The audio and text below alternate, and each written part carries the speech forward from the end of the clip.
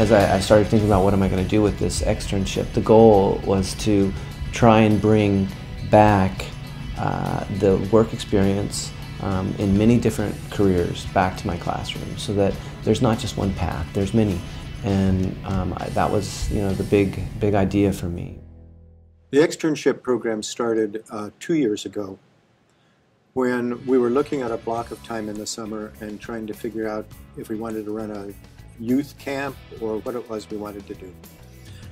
At that time, the San Francisco School Board had adopted a set of what they called 21st century skills.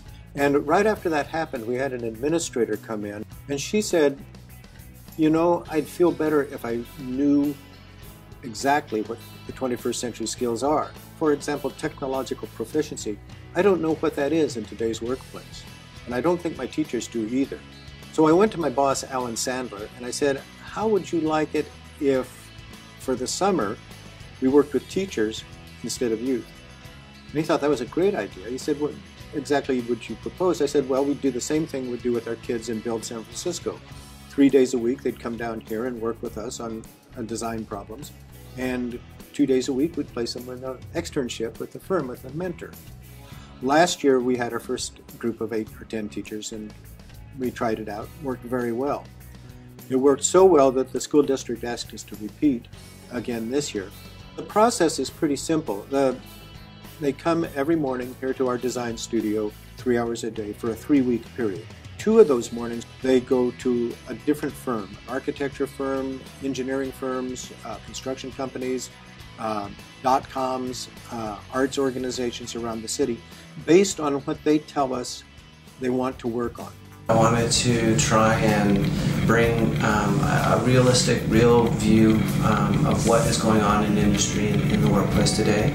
So we had this wide range of teachers with very good ideas of what they wanted to do in their classroom, but really no clear vision of how they would go about it and how they would link it to 21st century skills. Last year we had a math teacher in an engineering firm that specializes in fire abatement.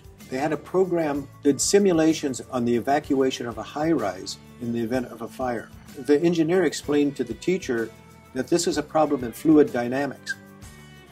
And the teacher, who teaches physics and math, had never ever thought of evacuating a building as a fluids problem, but realized suddenly, here's an example that he can talk to the students that would really resonate with kids, that here's when this information we're putting out is really, really important. As a result, what they brought back then to our discussions and their work here on curriculum was really extraordinary, because they had these experiences out in the world. And they realized as teachers they needed to keep up with what's going on in the workplace. They needed to be preparing their kids in a different kind of way.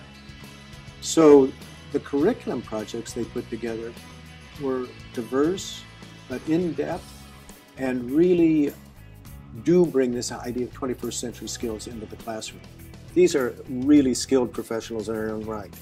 And when they go to the firms and work with the professionals in those firms in that area, they're greeted and treated as professionals. And it's a tremendous morale booster for the teachers themselves. They have great ideas of their own, and we really need to let them kind of fly with those ideas and get those things out to the kids. It makes the profession a lot more interesting and makes the classroom a lot more dynamic place. So Girly Bot is making a beautiful artistic drawing